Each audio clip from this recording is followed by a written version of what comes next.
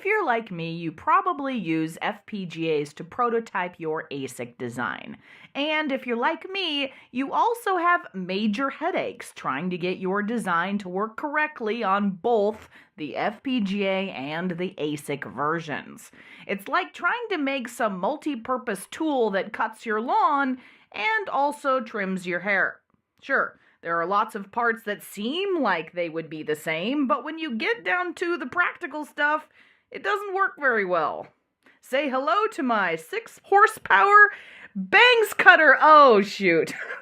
Seriously, though, writing RTL that works easily on both FPGA and ASIC is nearly impossible. And that's one of the reasons why I love high-level synthesis. Hi, I'm Amelia Dalton, host of Chalk Talk, and today my guest is Stuart Clubb of Mentor's Catapult team, who just happens to be an expert on high-level synthesis. We're going to talk about how to use HLS to simplify your technology-independent design flow. And before we get started, don't forget to click that link. There you can find out more information about Catapult high-level synthesis from Mentor. Hi, Stuart. Thank you so much for joining me. Hey, Amelia. It's nice to be here. Thanks for having me. Okay, so my team finds ourselves working on FPGA designs that we later want to migrate to ASICs or from ASICs to FPGAs. And sometimes it feels like we're writing our RTL over from scratch. Yeah, I can understand that.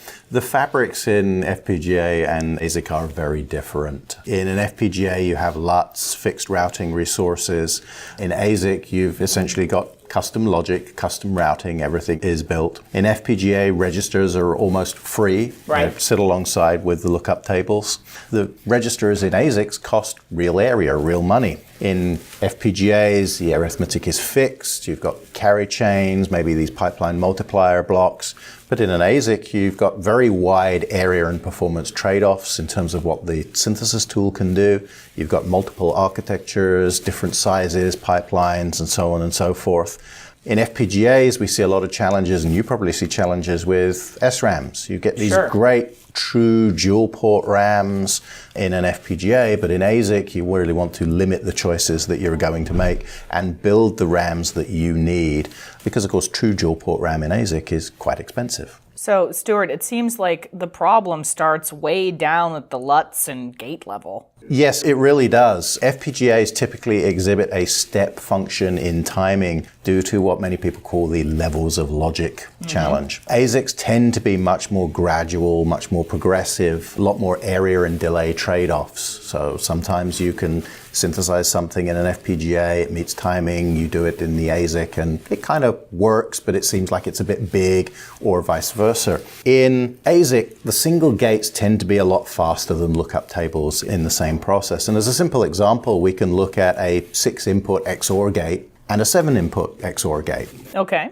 If we look at an FPGA, if an FPGA has 6-input lookup tables, that's great. Your 6-input XOR gate fits in one level of logic. Nice and fast. Your ASIC synthesis tool, design compiler, RTL compiler, Genus, whatever, that will build things out of the ASIC gates that are available from the library and stitch them down. So you might get something that in this case is using a 3-input followed by a 4-input and a little inverter. Okay. But in your FPGA, if you suddenly find you need a 7-input XOR gate, well, there's no 7-input lookup table. Right. So you need to have your synthesis tool build you something different. That may end up being, in this example, just a 3-input lookup table doing one XOR function, going into a 5-input lookup table to give you the other 4. Whereas in an ASIC, you may well find that that just changes very, very slightly, and you go from like a 3-input to a 4-input, and everything else remains pretty much the same, which means the change in timing is very gradual. Right. Okay, so I get that about LUTs and logic gates, Stuart, but what about arithmetic? FPGAs have a lot of fancy adders and counters and stuff. That they do. So when it comes to arithmetic performance, FPGA adders typically have a very fixed incremental performance. That's great because it gives you very reliable 1 LUT per bit type timing. Sure. It means that an adder is an adder is an adder and a counter is a counter. But the routing between cascaded operators can vary quite considerably, and I'm sure that's something you see in place and route. Absolutely. Now, they are kind of neat because you've got the LUTs at the front end and the carry chains afterwards. And that means that a lot of logic can actually be pushed to the front end of the lookup table carry chain. And that means, so for example, an add sub is still 1 LUT per bit. It's just the LUT and the carry chain being associated with it. Whereas ASIC implementations can vary quite considerably in the area delay. Typically, there'll be at least a 2 or 3x differential between the fastest adder and the slowest adder and the size of the fastest adder and the slowest adder. Okay. And because everything is local, cascading operators tend to be working a little bit faster. You've got carry save adder, local routing, gate sizing can be brought to bear to actually bump the speed up when it's needed. So it's very different in an ASIC technology from the fixed resources in an FPGA. Okay, but Stuart, what about multipliers? My FPGAs have all these DSP blocks. They do, and they're really cool. I remember a time when we didn't have them. and they're kind of neat. They're usually special blocks. They're striped along the die. They have fixed input widths, and usually they're big enough. If they're not, then you end up crossing across multiple ones. And the vendors have done some cool things to actually make wider multipliers still fast enough. And there are a fixed number that are available per device. Usually there's quite a lot now, so it's not really a problem. And so you get this single DSP element that's striped down the die.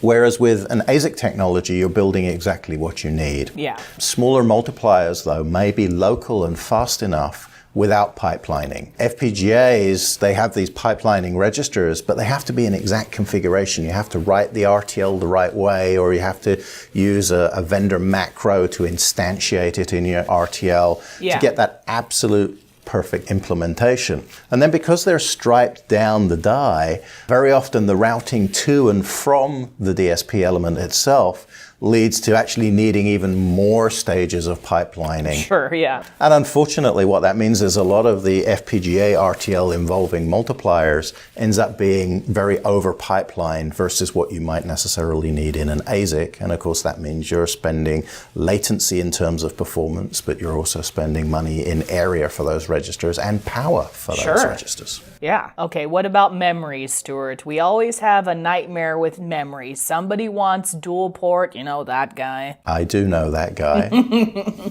Yeah, so the SRAM choices from FPGA to ASIC are a little different. Again, the FPGA memories tend to be striped down the die along with the DSP blocks. And FPGAs give you full-featured dual-port memory. I mean, they're great, right? They do everything under the sun that you could possibly want. Unfortunately, because they're striped down the centers of the die, or certainly in columns, the clock to queue and the long routing in and out can hamper performance. So again, we see pipelining needed, pipelining of the memory. You try and pipeline the inputs, pipeline the outputs in the fabric before you go back into the fabric. Whereas with ASIC, as you well know, you build the memories that you need with your memory generator. Right. But your rules are not uncommon. A lot of design rules restrict the SRAMs that are available due to the cost and the area cost. Sure. You might allow single port RAM. You might even allow one read, one write. But it's very rare to see true dual port either needed or indeed even being allowed to use. And then you get into subtleties like read before write, write before read, or an unknown behavior on a memory where when you're writing, you can't read it. Right, yeah. Okay, so Stuart, when we start with an FPGA design, we found that there is always this nice free IP that we're not allowed to migrate to our ASIC. Well, very true. Intellectual property does lock your design in. The FPGA vendors provide a lot of free IP. Yes. It's versatile, it's usually very reliable, and it's sticky. It really does help get you there faster, but it locks you into buying their FPGAs. Right. I mean, you'll always see this typical vendor restriction, no rights to use the software to develop designs for X, Y, or Z vendor. Yeah. That's just the way it is. I mean, they're not a charity. Right. They want to give you something in exchange for you keeping in their silicon. So planning for vendor IP is a key part of the process. And it's kind of very similar with ASIC. I mean, if you are using an ASIC Foundry's IP, you are locked into that foundry. Sure. All right, so when we get these two fairly different versions of our RTL, we still need to verify it, right? We do. And as I'm sure you're well aware, verification takes time. Yes. That time can be really significant. And when you're moving between ASIC and FPGA, or even from ASIC process to ASIC process, you're inevitably making RTL changes. Sure. And those changes take time, and they make functional bugs really, really likely. Mm-hmm. Every time you touch the RTL, you make a mistake, or there's the possibility of making a mistake. Now, ASICs tend to be much more verification-centric before committing, because mistakes are expensive. Absolutely. Right? You need a little bit more methodology typically. I mean, you can debug on the FPGA and blow a new bit stream, but that's still not a really good methodology for verification. So one of the things that we would really like to have is, well, wouldn't it be nice if our functional verification and debug could run hundreds of times faster than RTL, but without needing to be changed for different frequency or different technologies. Mm-hmm. And so what you can do is you can actually leverage C++ and System C, because they simulate so much faster than RTL, to accelerate the functional verification of a design by literally orders of magnitude and get your independence back at the same time. Okay, that sounds good. So, Stuart, you have confirmed all of our problems. And the last couple bullets seem to be hinting at a solution. So let's dive in and talk about what to do with it. Yeah, so the solution, of course, is high-level synthesis. And high-level synthesis is about designing at a higher level. You're going to be able to generate high-quality RTL from higher-level descriptions. That means that your functional verification, architecture exploration are accelerated. You really eliminate a lot of the time-consuming RTL design iterations going back and forth, either process to process or implementation to implementation. And the RTL is tuned to the target technology and the target frequency. Mm-hmm. By using C++, that raises the level of abstraction, but System C can also be brought into play to enable all of the cycle-accurate pin wiggling and other bits and pieces that we do in RTL. Yeah. It's a good transition. And already today, a lot of key applications are moving to or have moved to high-level synthesis, video compression, image processing, wireless and wireline applications, even things we're seeing now like convolutional neural networks, machine learning, and autonomous driving. Cool. Okay, so thinking about HLS before, my designers have always been worried about losing control over the hardware and the architecture. I can empathize. There's certainly a coding style and a way that you use high-level synthesis. And a lot of the skills that an RTL designer has are very, very applicable to high-level synthesis. Mm-hmm. So one of the things that we do in high-level synthesis is what's called microarchitecture control. Okay. The user has control over the fundamental micro implementation. So things like parallelism, throughput, area trade-offs, latency.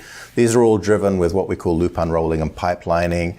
We can take memories and map memories to dual port, single port, maybe even registers if they're small and such that exploration is accomplished by applying constraints within the high-level synthesis tool rather than having to change the source code. So that means you can get different implementations from the same source, which is about, of course, keeping it independent. Okay, Stuart, let's talk about memories. How do they work here?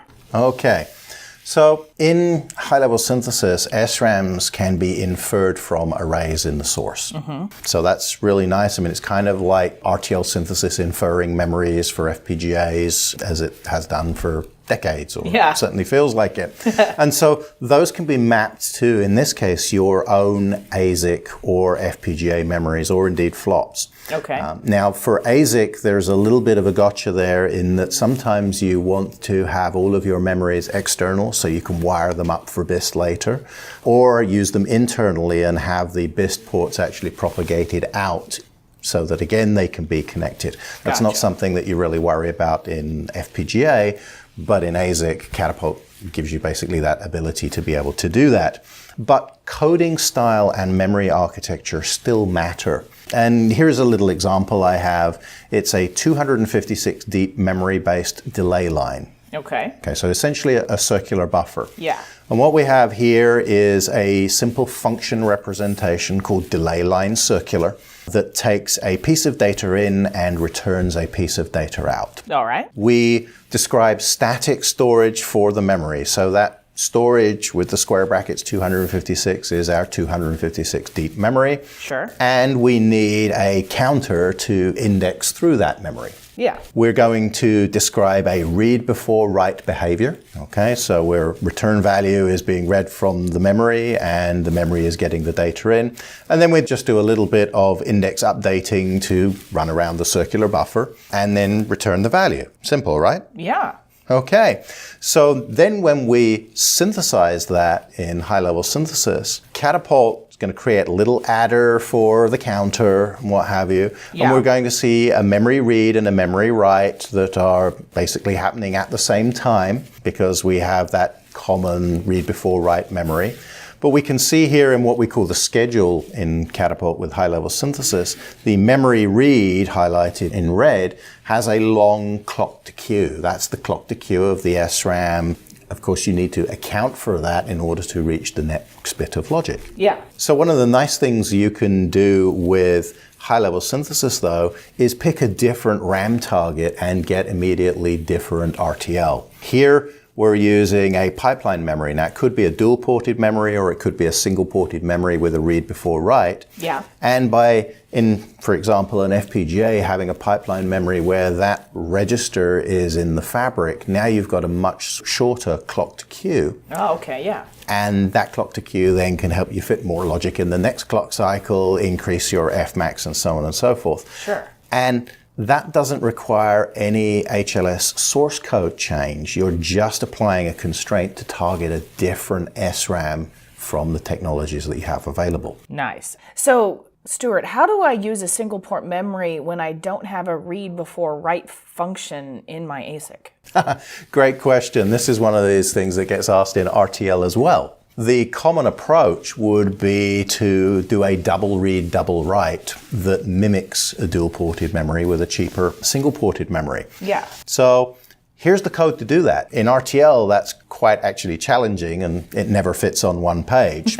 But here we have exactly the same interface. Data goes in, data comes out. All right. The only thing we're doing differently is describing, just as an RTL designer would, phases now, where there's a read phase and a write phase, so that on one cycle you're reading the memory and in one cycle you're writing it. Okay. So we're going to introduce two separate memories conceptually that are half the size. This enables us to double the bandwidth essentially, because now we've got a data type for storage A and a data type for storage B. Okay. We're going to then have storage again for a pending read and a pending write.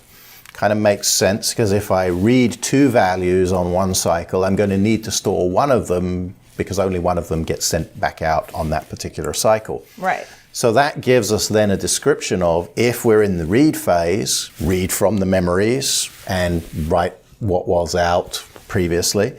But then if on the next cycle we're in the write phase, well, okay, now we can write what was the pending write and the data coming in into the memory at the same time. And then just every function call, essentially, which you can, in this case, think of like every clock cycle, the read phase just alternates back and forth. Gotcha. And from the outside world, this looks exactly the same as a delay line as the dual-ported or the single-port read before write implementation did, but now only uses single-ported memory with an unknown behavior.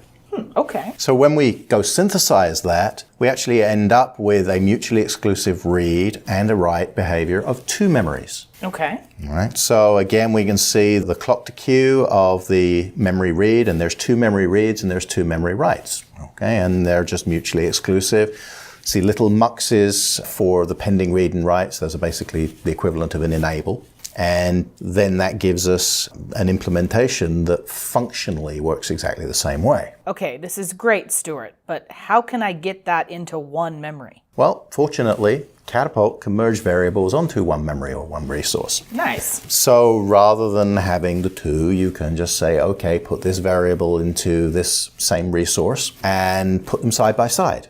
Okay. Now, there are other things you can do. You can put them, for example, one after the other, but that wouldn't work for the memory bandwidth we need in this particular application. Yeah. You could also have Catapult actually take an array and split it or interleave it into multiple memories. Cool. Something that RTL designers have a real hard time doing Sure. is literally just a constraint when it comes to memories with high-level synthesis. Okay, I think I understand the memory situation, but changing gears here a little bit, I also find that frequency in my FPGA and the frequency in my ASIC are pretty different and always cause problems. Frequently true. And one of the differences, of course, with high-level synthesis is that the source is untimed. You'll notice in the previous example, we had no clock and no reset. Yeah. So frequency is a constraint for high-level synthesis. Okay. And now what we're doing is using both the target technology and the frequency to do what's called multi-objective scheduling. We,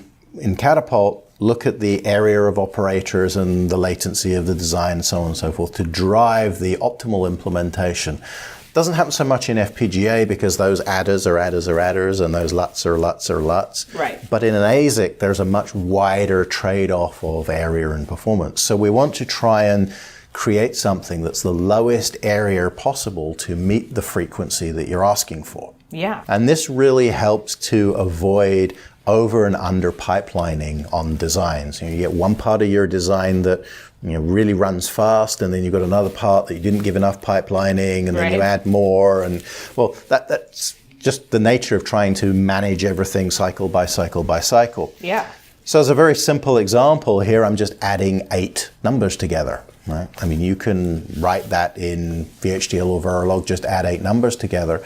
But in a slow process or your FPGA at a higher frequency, because the adders are fixed and the routing takes a long time, you may need, well, to pipeline that and have 4 adders register, 2 adders register, final adder register. But you could use that same RTL in your ASIC and it would probably run fine and run faster. But you'd be giving up and wasting a lot of area because chances are the adders with carry save adder and some different trade-offs would actually be much faster and could even run in a single cycle rather than multiple cycles. So really avoiding that RTL technology penalty of IP reuse is a key part of how high-level synthesis and scheduling to the technology and the frequency work. That makes sense. Okay, so that means I can have a single set of C++ source code and the HLS will generate different RTL implementations for ASIC and FPGAs, which is awesome. But that makes me now, Stuart, worry about verification. Well, it's good to be worried about verification. And verification really is key for high-level synthesis, and that's true whether it's FPGA or ASIC. Yeah. The days of debugging on the board really should be gone. Yeah. But sometimes they happen, but not too often. So we want to start with a C++ or a System C design. You might want to put in, for example, assertions and cover points. These are things that people are using in RTL today. You can use assert from standard C anyway. But you need to make sure that you've got code that is of good quality. Sure. Right? It's great simulating it and synthesizing it, but you need to make sure that it's actually, if you like, linted and is safe. Yeah. There are some ambiguities in the C++ language that can cause challenges turning things into hardware. So we have Catapult Design Checker, our C Design Checker, that finds both language and coding bugs without simulation. Okay. So it's kind of like lint with formal checking. Okay. Once you've actually done that, of course, you can go and do your C++ System C verification. So you're doing all of your functional verification with essentially a C compiler and a debugger.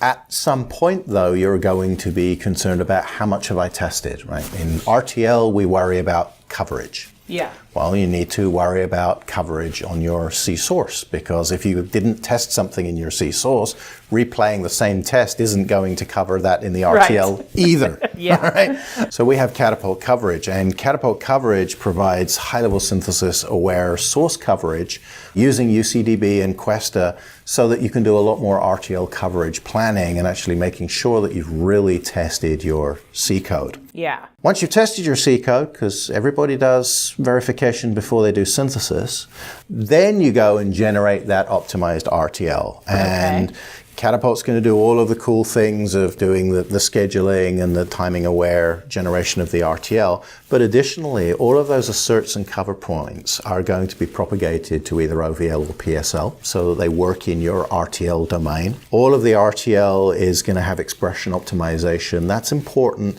not so much for line and branch coverage, but more for expression coverage, which we see more customers picking up these days. And of course, because it's machine generated code, it's all nicely ready for lint anyway. So that kind of helps. And then we're going to, within the Catapult environment, Catapult can reuse the source C++ test bench as an RTL unit test to actually create an infrastructure that takes the C test bench, your main or whatever else might be, and drive the RTL and actually do a comparison on the two to show you that they're actually the same while you're seeing waveforms in your simulator. Nice, okay. And then finally, this year, we have successfully released SLEC HLS. And SLEC HLS is a formal C to RTL equivalency checking technology. Okay. So that really gives you the additional security, just like RTL to gate formal verification. Well, now you've got C to RTL formal verification and, of course, your existing RTL to gate formal verification. Okay, Stuart, I think it's about that time to wrap things up. Can you quickly give me your main points? Sure.